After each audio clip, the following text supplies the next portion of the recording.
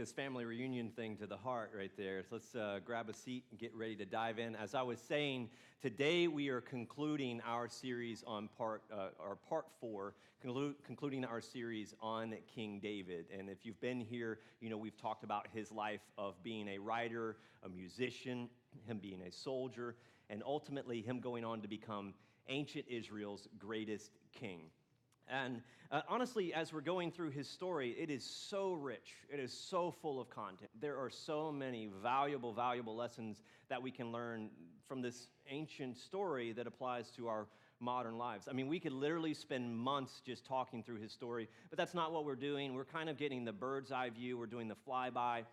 In fact, some of these stories I'm just paraphrasing, and so what I've been encouraging you to do as part of this series is to go back and read David's account. And so you're going to find a lot of that in 1 Samuel, 2 Samuel, find a lot of David's story. It is so beneficial. It is a great read. Some of the stuff you're going to look at and you'll be like, that's really in the Bible? Yeah, it is in the Bible. And so as we go through this today, we're going to be reminded of one of the most common phenomenons that happen in our lives. And the thing that you'll look at and we'll notice, and we'll pull it out of David's story, you're going to see it in your story as well. This common phenomenon is simply this, that life rarely goes as planned. And you know that to be true. You don't need me to come up here and say that. Life rarely goes as anticipated, and plans are great, and everyone should have a plan. It's a good idea to have a plan, to know what you're aiming at, to know where you're going. And in fact, I married a planner, and I'm so grateful for that. I'm kind of like that one who just procrastinates and then tries to wing it a little bit, but I married a planner, and this helps me out so much in my life. You don't know it, but you're grateful that I married a planner as well. That helps us as a church. And so it's a great thing to have a plan, but as great as these plans are, what happens more often than not is that these plans don't turn out quite like we expected, do they? We can have our best plans in front of us, but because maybe of what some other people do, maybe they thwart that plan. Or maybe we self-sabotage, and I'm just going to assume you're not like me, and you've never done this in your life, that you never do something to mess up the plans that you have in place. You make no mistakes. Sometimes we self-sabotage, and sometimes, let's just be honest, sometimes we have what seems like a great plan, and then we realize, it really wasn't that good of a plan anyway. It wasn't the right plan. And so because of this, a natural result of this, a sobering thought is that some dreams will not come true. Because plans don't always go according to purpose, because sometimes we have these ideas lodged in our heart, sometimes these dreams that we have, they will not come true. And again, it's sobering to think about, but the reality is you may not get into that dream school, or that dream job may not turn out to be the dream job after all. Or it might be that you're always going to experience financial strain. It might be the fact that new business, that new venture, that thing that was in your heart that you've been trying to birth, it might not make it. It might be that relationship, that one that you value, that one that you have so many hopes and dreams and desires for, it might not become all that you hoped that it would be. The reality is that the two of you might not live happily ever after. That second marriage may start to feel like that first marriage. The reality is, despite how the dream in your heart, you may never need to purchase a high chair. The reality is that he might marry her anyway. She might marry him anyway. Sometimes the dream will not come true, and that prodigal son, that prodigal daughter, they may not come home. Sometimes you may not get to walk that daughter down the aisle. And sometimes you may not get to see your grandchildren. Aren't you glad you came to church today? It's a sobering thought, and it's one that we don't like to talk about, and these aren't things that you talk to your children. I wouldn't go and sit and tell my 10-year-old, hey, some of your dreams are not going to come true. Smack, take that. But you don't need me to say this. The older we get, the more that we realize that there's actually some truth to this.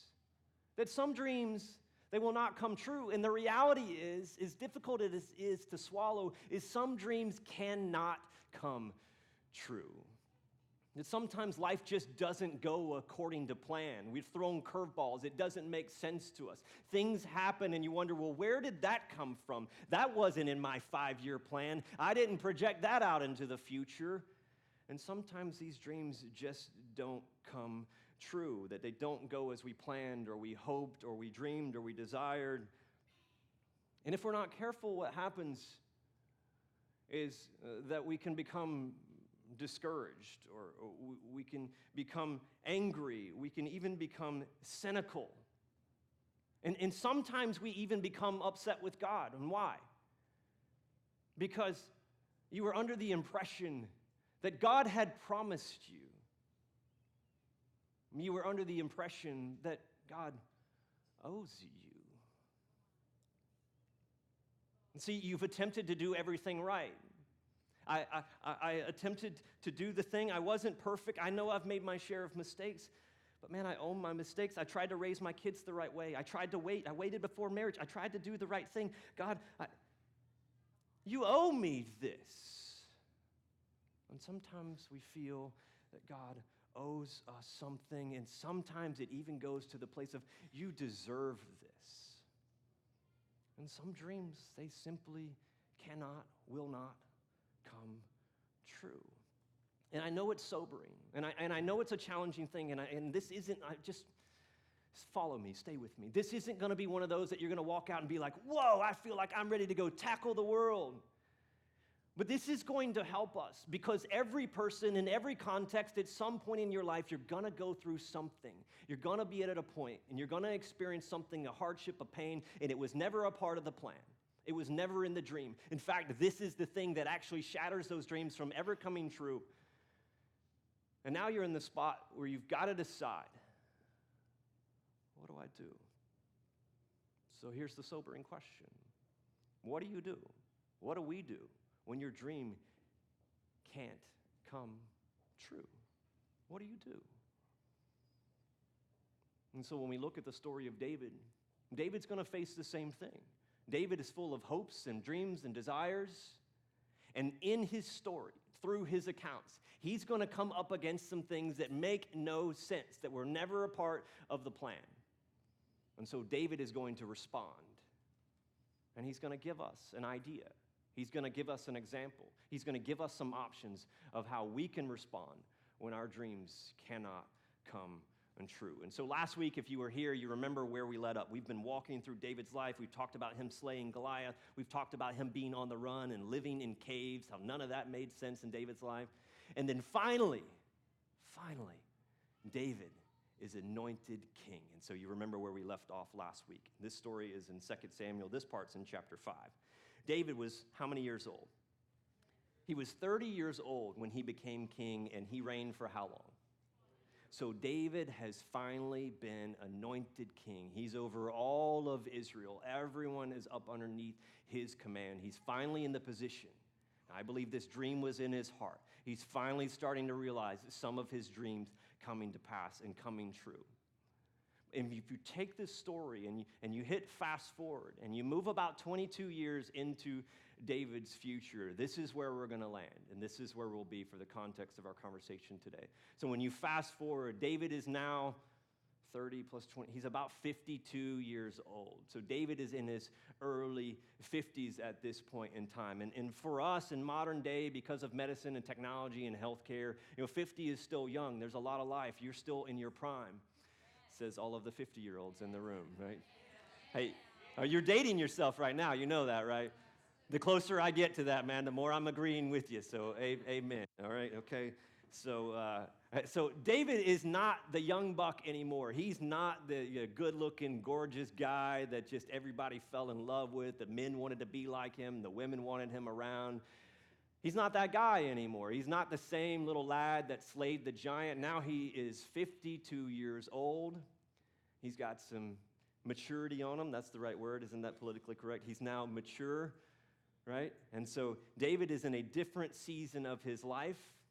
And what's happening during this period of time is that Israel is at war. And this is a very famous account. In fact, it's probably one of the most famous stories in David's life of what happens, the great mistake that he makes. And so Israel is off at war during this time, and typically the kings would be at war as well. They'd be fighting right alongside their men. And we don't know why it happened, what happened, why David wasn't there, but his men are off fighting in battle, and David is at home. Maybe he had some business there. Maybe it was because of his age. We don't know. It says in the text that one night that David was lying on his bed, and it was in the evening time. And I imagine that David was having one of those restless nights. Do you ever have one of those? It's really hard to sleep. Your mind just keeps stirring, and so he climbs out of the bed. And what does he do? He goes to his place where he can get his thoughts together. He goes up onto his rooftop, right? And so he's up there, and I don't think he had any malicious intent at that point, but he's up on that rooftop, and he's just kind of, talking to himself, and he looks down, and he sees something. He sees something inappropriate, and you know the story. You know what happened. He sees a naked woman. Is it naked here? Naked, okay, all right. So you never know, okay. I say that like I didn't grow up right down the street here. And so David looks down, and instead of doing, oh, whoa, and turning his head away, David double takes, and in fact, he takes a long gaze, and something enters into his heart, right? And you know that story. He sees this woman. He sees how beautiful she is, and he calls one of his servants over. He says, who is that? Go find out the details for me. Who is that, babe? And he comes back, the servant comes back, and he reports, well, that's no other than Bathsheba. Yeah, you know the story. That's no other than Bathsheba. Do you know who Bathsheba is married to, David? She's married to Uriah. She's married to one of your soldiers who's all fighting the battle for the nation. And so something happens in this moment that David is consumed. He wants something that he should not have. He has no business with, right? And so David, he wants to have this, and so David says, send for her and have her come back to my quarters. Now, you may remember when we started this series, we talked about the fact that God had already warned Israel about the kings. You remember this story? He was like, you don't want a king. Trust me, Israel. I know you keep saying you want a king. You don't want a king. You don't need a king. In fact, I'm going to tell you that when there's a king, some bad things are going to happen. And so even in the life of David, we see this playing out. Because one of the problems, one of the challenges of having a king over you is that you don't get to tell the king no. And so David, he petitions this married woman. She's in covenant with another man. And he petitions her to come back to my quarters so that I might sleep with you. And you don't tell the king no. And so what happens in this moment? You know the story. Bathsheba comes back and they sleep together. And probably not just one time, probably not just on one occasion. It's probably a multiple time thing that they sleep together. And then do you know what happens? You remember what happens? She sends notice to David and says, listen, David, we got to talk. Uh-oh, oopsies, I'm pregnant. And David does what so many men, especially who are out of wedlock, right?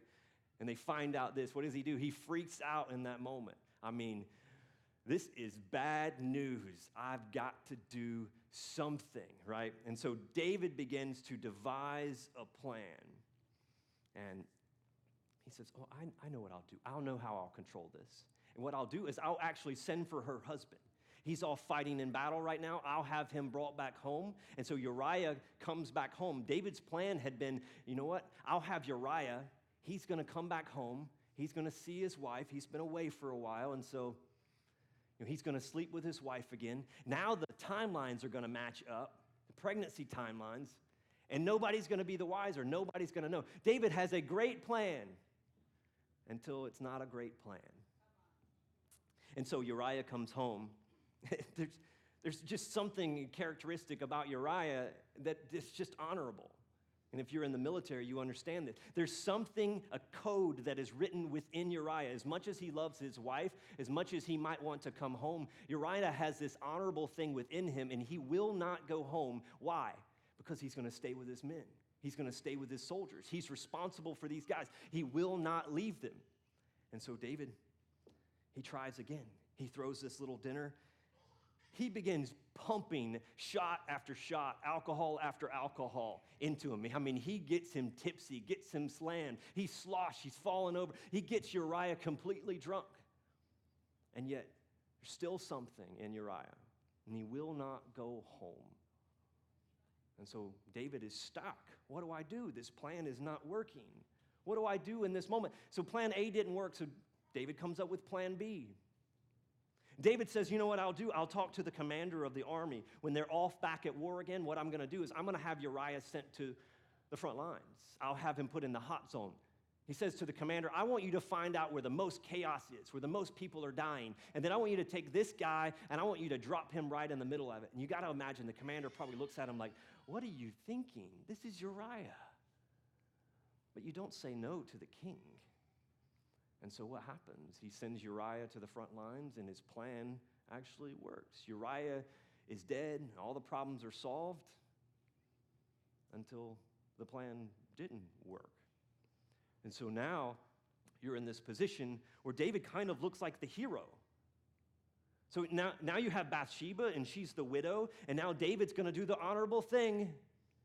He's going to go and he's going to take her into his home. He's going to take care of this woman, this widow. He's going to take care of this baby that doesn't belong to him. And he's going to shine in front of everybody, and nobody's going to know any different, but somebody knew. Do you know who knew? God knew. And you know who God told?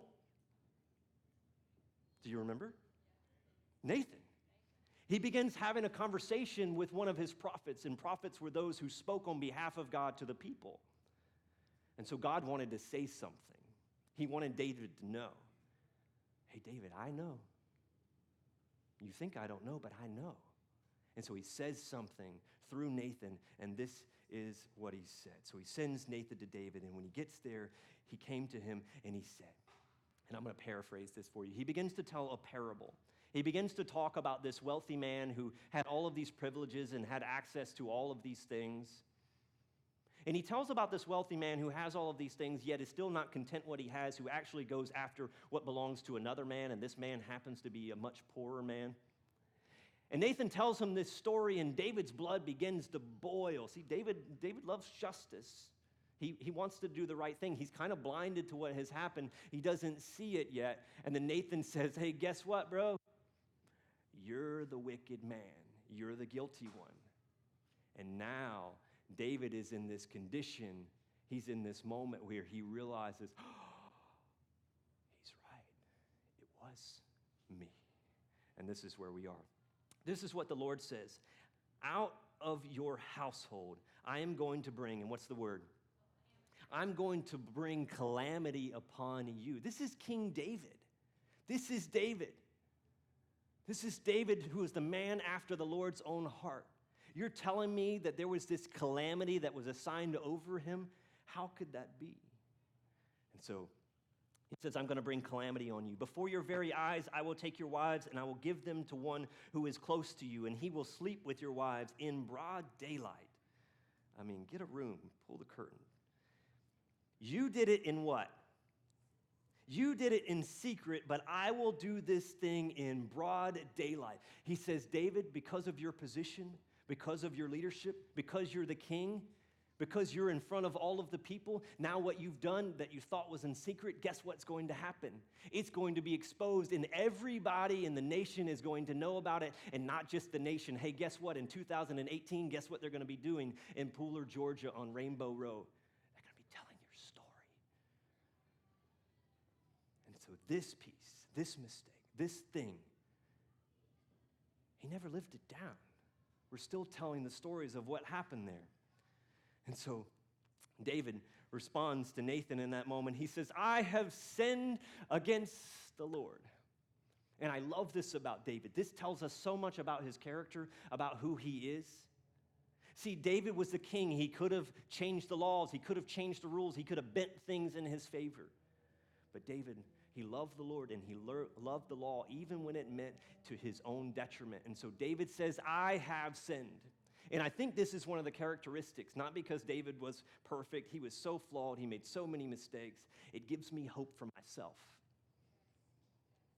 And David makes so many mistakes, and yet he's still known as the man after God's own heart. And I think one of the main reasons is because of this right here, that I have sinned against the Lord, that I have offended God, that it means so much to me, that it's so precious to me, that it grieves me that I've done this thing.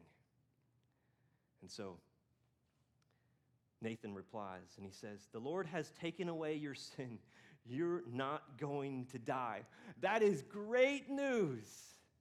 God has forgiven me. He has taken away my sin.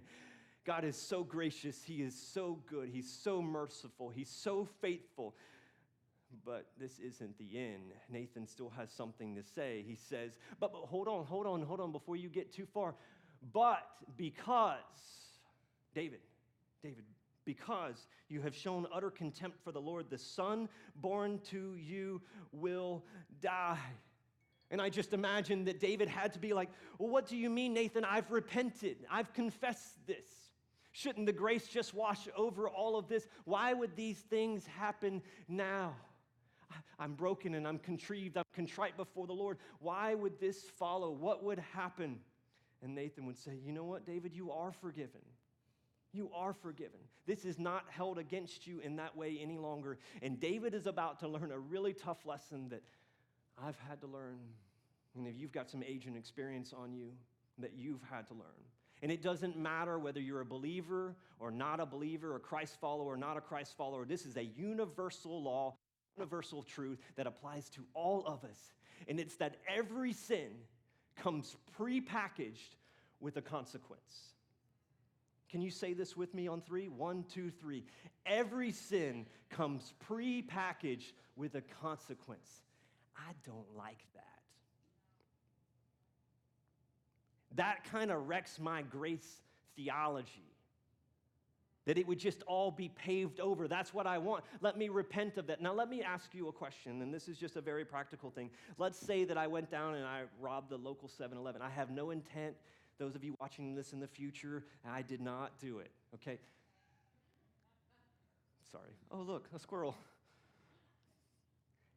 If I were to do that, I committed the crime. Now, on the other side of it, I realize that I'm wrong, and then I have confessed it. Yep, I did it, and I'm so sorry. In fact, I'll even give you the money back. You know what my consequences will still be? 5 to 10. You're going to lock me up. Even though I have repented, I have said I'm sorry.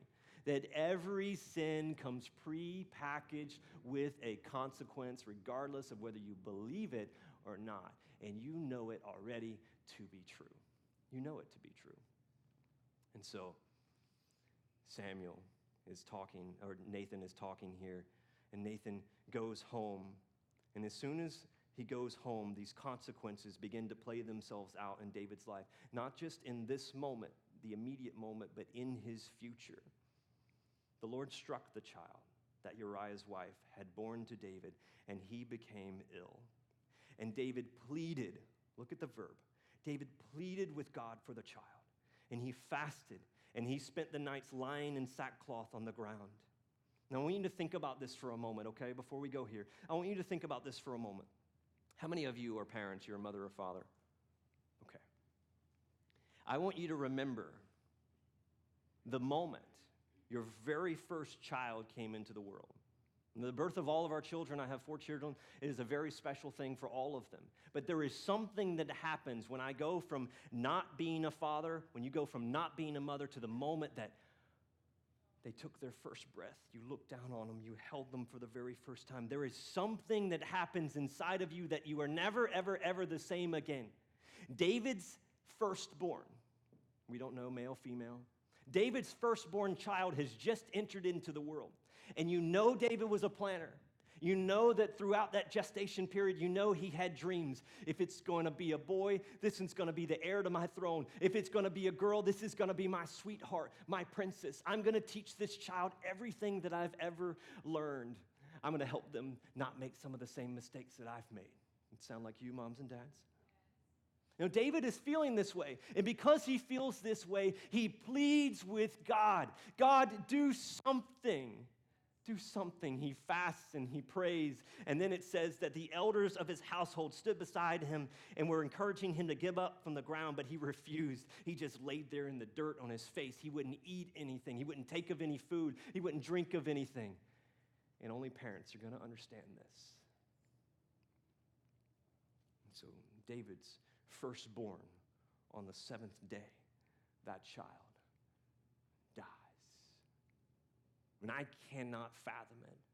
And some of you have walked through experiences like this. You've lost little ones. And I cannot comprehend it. What must have been happening in his heart in that moment.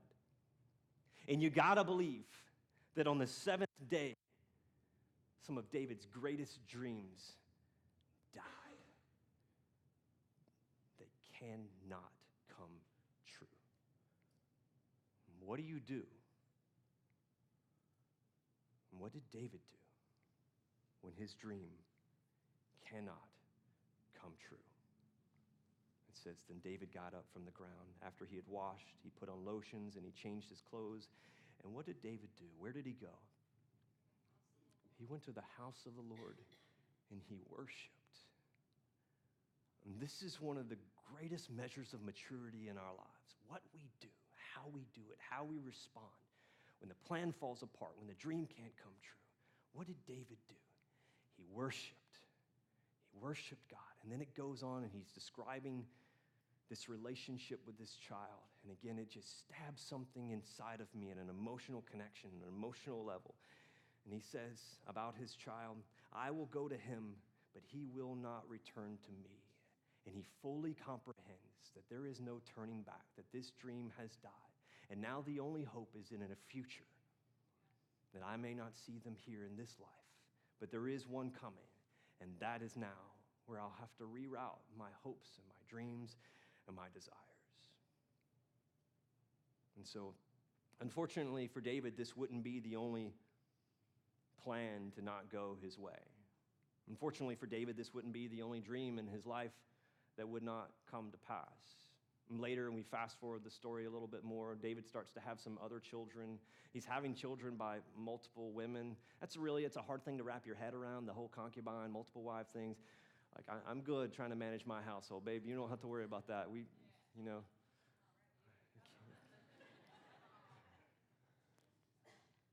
So David has multiple children by multiple wives, and so now his second-born, but his oldest child now, is named Amnon. And Amnon is his firstborn son that's alive, and so Amnon is to be heir to the throne. He'll become the next king of all of Israel. But Amnon has a real problem. He has a deep-seated issue. There's something on the inside of him that is just not right. And so Amnon, he has the hots for his half-sister Tamar. And because David had, multiple women, they share the same father but not the same mother. And so Amnon, his heart is full of lust for his half-sister. And he can't stop thinking about her. He's consumed by it, his thought process. He lays his head down at night. He can't stop thinking about her. And to make it even worse, she will pay no attention to him. She's not even giving him the time of day. And he wants to be with her. She's refusing. And so what he does is he begins to devise this plan, okay? And he says, I know what I'm going to do. I need some alone time with her. And so I'm going to devise a plan. He begins to pretend to be really sick, like really ill. He's come down with something pretty major. And so he devises this plan where he's going to have her, Tamar, come and bring him a hot meal. I mean, maybe she made a mean cup of like chicken noodle soup or something. But he wants some food. He needs some care, and so that's how he's kind of masking this. This is how he's going to get her over to the house. And sure enough, she agrees. She comes and she makes her chicken noodle soup. It's not that, it's bread. She shows up at that. Maybe they dipped that in the chicken noodle soup. I don't know. So they show up over at the house, right? And he sends everybody else away. And so now he's alone with his half-sister. And he begins begging and pleading with her, and he wants to sleep with her. And it's disturbing is they have this dialogue back and forth, right? And so she resists, and here's what it says. "No, my brother," she said to him, "don't force me. Such a thing should not be done in Israel. I'm your sister. This doesn't work. We should not do this. Do not do this wicked thing." But Amnon would not listen to her. He refused, and since he was stronger than her, he aggressive. Terrible. #MeToo. And so something happens in this moment. And David's virgin daughter, that's what we see later in Scripture, is now raped by David's oldest son. And so after the whole act was done, I mean, he is like, oh my gosh, what is in the heart of this guy? After it's all done, after he's got what he's wanted, this is what it says. Then Amnon hated her with intense hatred. In fact, he hated her more than he had loved her. And Amnon says to her, "Get up and get out." And he kicks her out of the house. He kicks her to the curb. And she's devastated. She's ruined. And in this period of time, in this place in history, if this had happened, she is worthless in the eyes of everyone else around her. There is no place that she can go. She's not going to get work. No other man is going to take her in as his wife. In fact, she's so devastated and she doesn't have any options. She now goes to live with another brother. She goes to live with a brother named Absalom. And so Absalom never says a word to Amnon, either good or bad. He hated Amnon because he had disgraced his sister Tamar. And so you have this weird relationship thing that's happening between David's oldest children. And so now this chaos is stirring. You have this family feud that's taking place. And now he's so upset. Absalom is so upset with Absalom. There's this period of silence. And they go through about 2 years where there's no family reunions. There's no text messages. "Hey, bro, how you doing? Hey, let's grab lunch." Like, none of that stuff takes place, right? No conversations for 2 whole years. And I think that Amnon probably thought that it was all forgotten about. 2 whole years, it doesn't come up, right? Maybe it's just in the past. But this has not been forgotten. Absalom has not forgotten it. In fact, every day when he sees his sister continue to be devastated, continue to not find employment, to continue to not find a guy to love her and respect her and to honor her the way that she used to be treated, every day that passes by, something grows inside of Absalom, and it's bitterness and it's hatred and it's a spirit of revenge. And so he's plotting, and he says, "I know what I'll do. I'll throw a family reunion. I'll throw a giant feast. I'll invite everybody to come over to the house, and we're going to have a throwdown." And here's what happens. He gets everybody over there, and all the brothers are having a meal. David is not there. Absalom ordered his men, "Listen, when Amnon is in high spirits," meaning that when he is drunk, all right? "When he is drunk from drinking wine and saying to you, 'Strike Amnon down, then kill him. Do not be afraid.'" And that's exactly what takes place. This brother is murdered. Amnon is murdered. He's slayed. He's slaughtered in front of all of the other brothers. And then they just take off and they flee. And so David's dysfunctional family continues to spiral out of control. His virgin daughter has been raped by his oldest son. His oldest son, the heir to his throne, has been murdered. And then he discovers Absalom, which, by the way, was his favorite son. Absalom has killed the oldest brother, and life is not going according to plan. Nowhere in the 5-year, the 10-year did he see this coming, and so his dreams will not come true. We pick up, fast forwarding the story a little bit longer, And after Absalom had fled and went to Geshur, he stayed there for 3 years, and King David longed to see Absalom, for he was consoled concerning Amnon's death. Some of the names that show up in here, like, whoa, tongue twisters. So Absalom has committed murder, and he flees, and for 3 long years he's away. And again, he is the favorite son of the king, of his father. And yet there's been this relationship fracture, and they're not talking. They have no relationship. Absalom is living in a totally different place, and David is grieving in his heart. He wants to see his son. He longs to see his son, but there's this thing that they can't get past. They haven't talked about it. They haven't reconciled the relationship. Nobody's asked for forgiveness. David finally extends an opportunity, an invitation, and he invites Absalom to come and move back. And that's what happens. And so for 2 years, what happens is Absalom, he moves back to Jerusalem, the capital city. But David is doing something weird. His son is within proximity, but he doesn't see him. Absalom continues to petition David, hey, Dad, I want to see you. Can I come and talk about this? Can we get together? David will have no part of it. He won't see them for 2 years. He just keeps putting him off and putting him off and putting him off. Absalom tries his best to get his dad's attention, and finally he's so fed up, he's so tired of it. What does he do? He actually goes and he burns down one of the fields right there. One of the commanders of the army, Joab, he burns down Joab's field, his crops burned down, and sure enough, he's got David's attention now. And so now he finds himself in the presence of the king, in the presence of his father. And what does David do in that moment? David summons Absalom, and he came in and he bowed down with his face towards the ground before the king, and he kissed Absalom. And this was David's way of just bestowing forgiveness, of saying, I've forgiven you, all is right, we can move forward. But it was weird. It didn't seem to really change anything in the heart of Absalom. He was still full of bitterness. In fact, it kind of continued to grow on the inside of him, and he then begins to develop this subversive plot. And it's a very smart thing to do. Nobody really saw it coming. They didn't understand what was happening. Absalom, what he would do is he would set outside of the gates and all of the traffic that would be coming into the city. David oftentimes served as a judge. He would hear out the court cases, and he would make decide what to happen in those circumstances. And people would come to the gates, and Absalom would intersect them. He would like, hey, the king's busy. It's going to take you months to even get to him. I'm here to help you. I'm for the people. I am here. And so slowly, one by one, over time, Absalom begins to gain the heart of the people. This is what it says. Absalom behaved this way, which was for 4 years, by the way. He behaved this way toward all of the Israelites who came up to the king asking for justice, and he stole the hearts of the people. Now that he has the hearts of the people, he begins to move into phase 2 of his plan. Now he's going to overthrow his father, or so he thinks. This is what it says.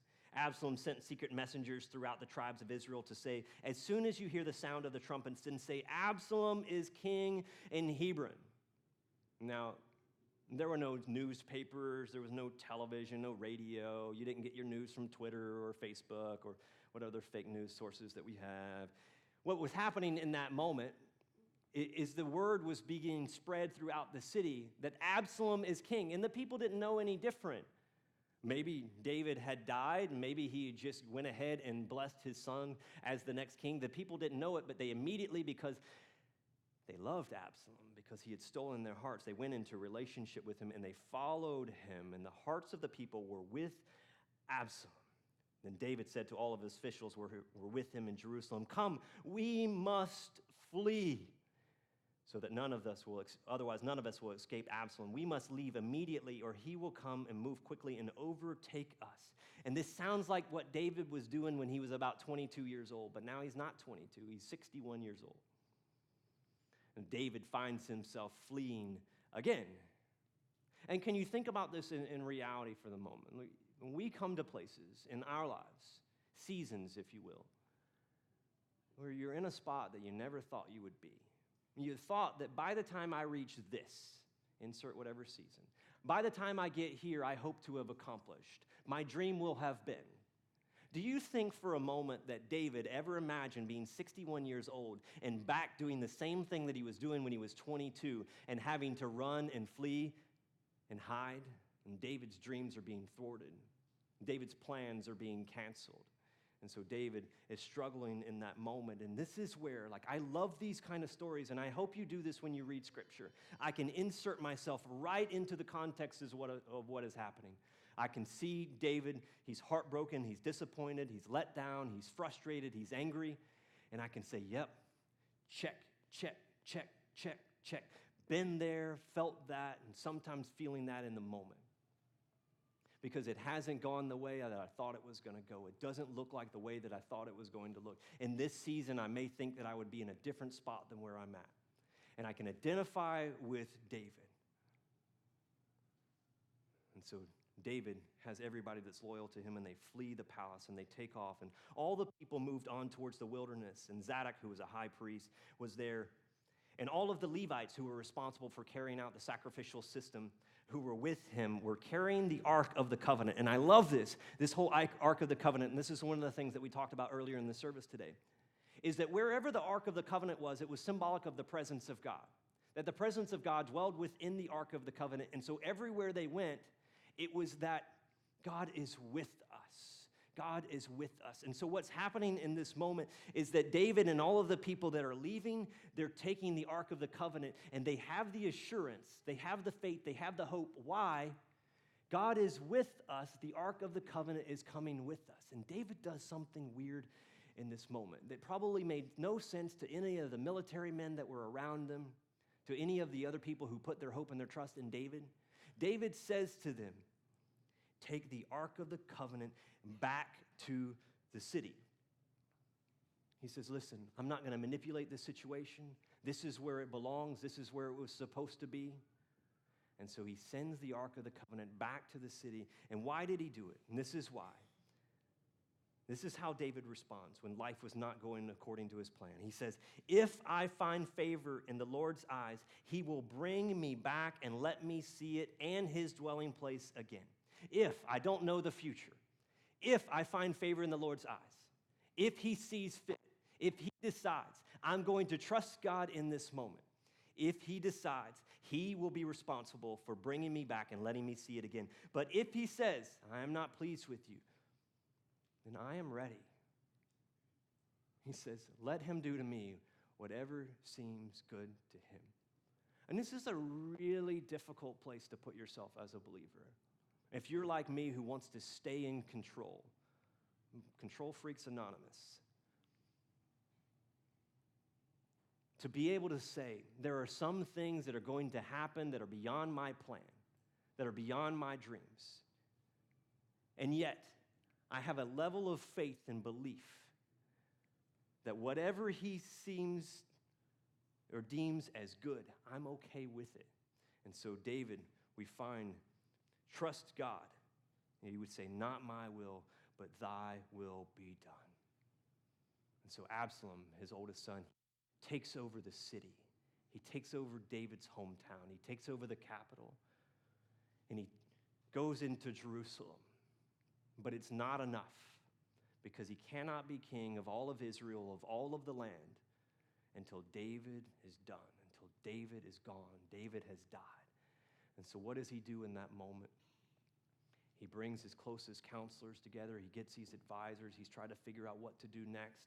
And he ultimately ends up in pursuit of David. He's chasing David. He's got all of his army, and they're in pursuit. And now David's life is on the line, and he's going to lose his life. And everybody is confident because all of the hearts are with Absalom. And so David is so familiar. He's so ready. He knows what's happening. He doesn't want to fight his son, but he sees that the civil war is inevitable. And so now he gets his commanders, his generals, and he says to them, listen, guys, I know we're at war. I know this is a violent time. I know there's no easy way to do this, but if it is possible, I need you to spare my son's life. If it is possible, I need you to capture him. I need you to be gentle with him. That's the words that's used. I need you to be gentle with him. Make him a prisoner of war. Bring him back to me. Please don't harm my son. Please don't kill my son. Despite all of our differences and our circumstances, David still loved his son. And so he marches out with the armies, and they fight Israel. And the battle took place in the forest of Ephraim. It says that the battle didn't take place in this valley. It actually took place in the forest of Ephraim. And I don't know about you, when I was reading this for the very first time, it made me think about the old Lord of the Rings. Have you seen Lord of the Rings? It made me think about the old Lord of the Rings thing where like Treebeard shows up. And so it's like he's traveling through, and now Treebeard is going to be there and going to help them. It says that when the forest swallowed up more men, that 20,000 men died that day, and more of them died from the forest than they did from the sword. I don't really think that Treebeard was there, just to clarify. Okay. And so this civil war ends immediately. What happens is Absalom himself, the son of David, he gets caught up in this bush. It's a really interesting story. And he is speared. Joab, the commander for David, he chunks spears, multiple spears, right through the heart of David, pins him back, and his son loses his life. And David finds out about it. And this is one of the most tragic verses in all of the Bible, in all of Scripture. And again, put yourself, fathers and mothers, put yourself in this situation. See what has happened here. The king was shaken. He went up to the room over the gateway and he wept. And as he went in, he said, "Oh, my son Absalom, my son Absalom, if only I had died instead of you. Oh, Absalom, my son, my son." And can you feel the pain of the father who's just lost his favorite son? And so David, he returns to Jerusalem, and he's still on the throne, and he's still the king, but he's never the same again. And we learn that David dies 9 years later at the age of 70. And so as we've talked about David, as we come to bring his story to a close today, there are so many stories, there are so many lessons, countless numbers that we could lean into, and in other places in the future we'll come back and talk about some of the other places. But for today, the lesson: what do you do when your dreams don't come true, when life doesn't go as planned, when it doesn't go as intended? And this morning I want to introduce you to someone, a young boy and his family. I don't know them personally. His mother is a school teacher. Say it again. His dad works with Jacqueline. And so we've been following the story. She knows it much better than I do. Been following the story of what's happening. And this is Tenacious John. And he has earned his name. And so John is 5 years old in this picture. And he's the same exact age as my son. So there's some emotional connection and parallels. Tenacious John is 5 years old in this picture. And 2 years later, this is John. This is recently. This is within the last couple weeks, I think. And so Tenacious John has neuroblastoma cancer. And they've given him a couple weeks to live. And and something in here, again, as a father, as a parent, it's something when you think about what happens sometimes in life. There is no way that they ever saw this coming, that this dream that they have in their heart, not just it might not come true, it cannot come true. And this is a really difficult thing for us as believers, how you reconcile that, what you do when that. And so I want to read you something on how she responded, how the mother responded because of the circumstance. And I want you to see when she realized her dreams cannot come true, what she did. She starts with a quote from Charles Spurgeon, and she says, "I have learned to kiss the waves that throw me up against the rock of ages." She says, "I'm learning to kiss the wave that is neuroblastoma, and more importantly, kiss the wave that is the grief of losing my firstborn child. He's honestly the best thing I've ever invested myself in, and all that work is going away to his rightful place. I have small moments with tears and anger, but I'm mostly grateful to God.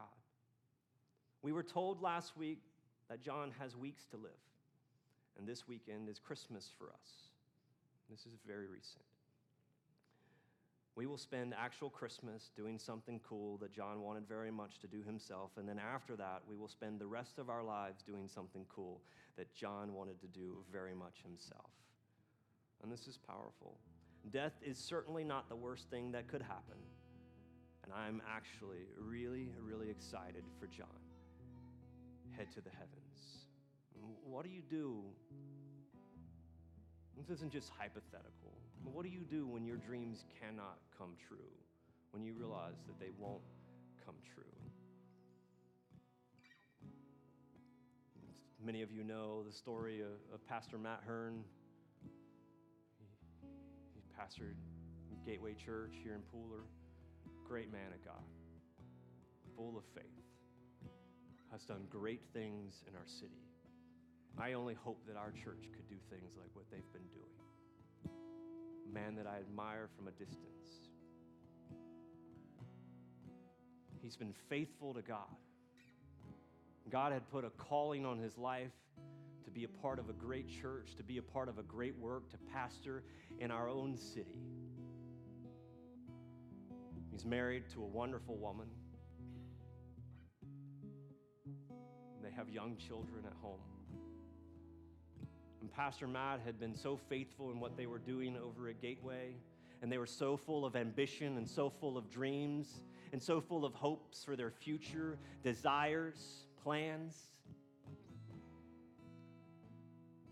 Healthy. Goes to the doctor. And in a moment's notice, all of those plans, all of those dreams, they come smashing up against the waves. He's told by the doctor they tried to remove this some 15-pound cancerous tumor within him. They give him low probability. What do you do? I mean, I've been watching this from a distance, and I see how people respond, and I think to myself, do I have that in me? What about you? Like some of the things that you face, and hopefully maybe they're not that of that magnitude. But some of you have lost people that went too soon. Some of you are facing things that make no sense. Some of you are going through painful relationships that was never a part of the happily ever after. Some of you have circumstances in your home life now that were not a part of the plan. What do you do? How do you do it? What we do in those moments, it's not how loud we sing or how we jump around, but something that's at the core of who you are. What do you believe? Have you forgotten? Will you forget? And let me make one thing certain. Whether you're here today and experiencing this today, or you can look into a not-so-distant past, or you'll face it in the future. The reality is that none of us are exempt to this. None of us get to go through life and not to experience something that comes in and wrecks our worldview, that even challenges our theology of who God is. What do you do? How do you respond? What do you cling to? How do you hold on? What do you turn to in those moments?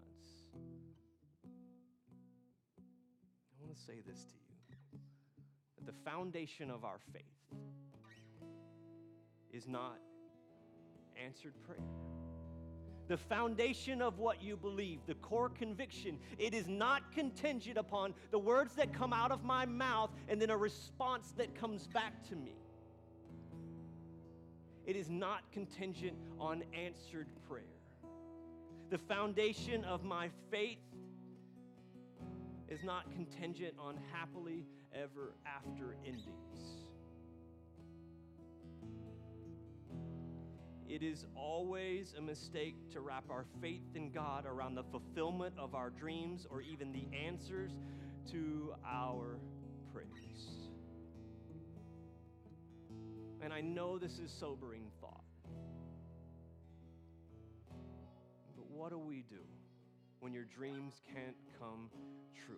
How do you respond? Can you find it within you? Can you muster up the courage? Can you muster up the faith to respond like David responded when his firstborn child died on the seventh day? Can you respond like David and said, I will go into the house of the Lord, and as painful as it is, I will lift up my hands and I will worship? Can you respond like David when life made no sense? Now his favorite son is in pursuit of him, trying to take his own life. And I believe if it was just him and David, he would have said, go ahead. I'll gladly trade places. How did David respond? He says, God, if you're not pleased with me, I am ready. If you have a different plan, if you have a different purpose, if there's something that I can't see that wasn't in my dream, I'm ready, God. He says, do to me whatever seems good to you. Can we respond like David and say, not my will, but your will be done? Can we respond like Tenacious John's mom and say, I will kiss the waves that bang me up against the shoreline? And can we respond like Pastor Matt Hearn, who through in faithfulness continues to serve his family, serve his church, serve his community, and ultimately serve his God? What will you do? What will I do?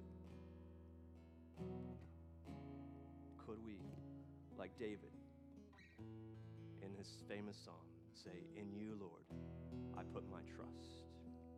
In you, God, I put my hope. In you all day long. Could we just repeat this first line together on three? 1, 2, 3. In you, Lord my God, I put my trust. One more time. In you, Lord my God, I put my trust. Last time. In you, Lord my God, I put my trust. Let me pray for you. Heavenly Father, I'm so thankful for David's story. I'm so thankful that I can find myself and my own brokenness and shortcomings in a man that you've deemed one who is after you in pursuit of you. I'm so grateful, God, that you didn't just remove all of that from Scripture, that you left the messiness of it there for me. I'm so grateful, God, that when my dreams or my plans, when things aren't going the way that I hoped, when it feels different, when it looks different, and God, honestly, on the inside, when there's discouragement or when there's pain or there's even a feeling of abandonment or neglect, God, secretly, sometimes I hold you responsible. You're big enough. I get to bring it to you. And so today, with all of these people, I say, God, in you I put my trust.